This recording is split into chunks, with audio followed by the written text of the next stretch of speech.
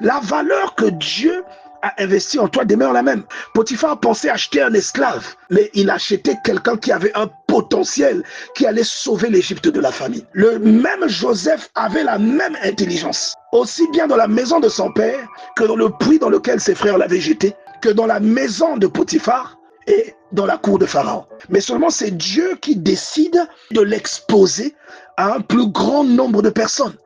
C'est Dieu qui a pris Joseph du puits, qu'il a placé entre les mains des Ismaélites, qu'il a ensuite placé sous l'autorité de Potiphar et qu'il a ensuite placé dans la cour de Pharaon pour lui donner le règne qu'il a eu sur l'Égypte, l'influence qu'il a eu sur les nations. Et je parle ici à quelqu'un qui est complexé, à quelqu'un qui pense que la grâce c'est pour les autres et pas pour lui, à quelqu'un qui pense que la bénédiction c'est pour les autres et pas pour lui, simplement parce que les choses ne sont pas encore arrivées à maturation. J'aimerais dire à un frère que la barbe que tu portes aujourd'hui, elle était déjà en toi, même lorsque tu avais 1 an. Mais seulement, elle n'était pas manifestée parce que le degré de maturité qui pousse la barbe à germer, ce degré de maturité, ce nombre d'années n'avait pas encore été totalisé. Et le corps ou l'organisme n'avait pas encore reçu l'instruction, de par les hormones, de déployer cette pilosité au niveau de ton menton. Donc la grâce qui est en toi, c'est la même grâce de laquelle Dieu te parle pour les jours à venir.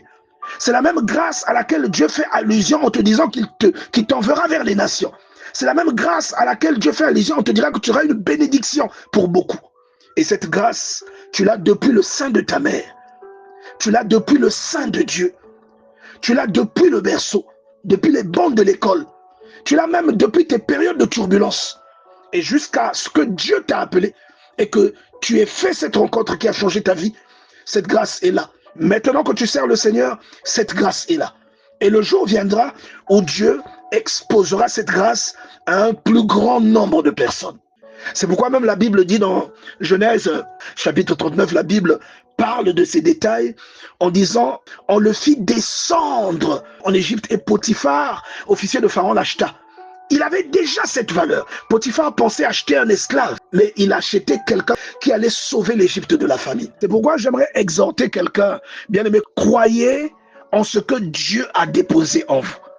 Regardez, Dieu dit à Jérémie, ne tremble pas devant eux, que je te fasse trembler en leur présence. Dieu demande à Jérémie d'être courageux, d'avoir confiance en ce qu'il a déposé en lui.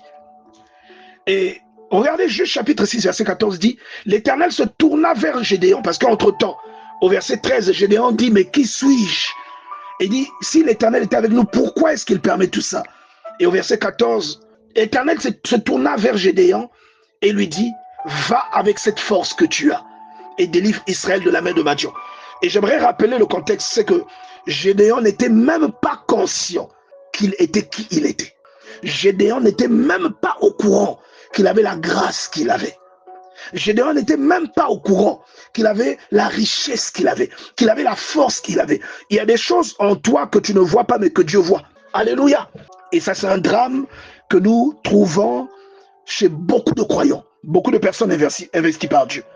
Il y a des choses en toi que tu ne vois pas mais que Dieu voit. Pourquoi? Parce que ces choses ont été déposées par Dieu à l'intérieur de toi. Parce que ces choses ont été investies par Dieu. Amen. J'aimerais vraiment que tu te rendes compte que les promesses de Dieu dans ta vie sont vraies, elles sont réelles. C'est Dieu qui décide d'ouvrir, qui décide de t'exposer. On n'allume pas une lampe pour la placer sur le boisseau, mais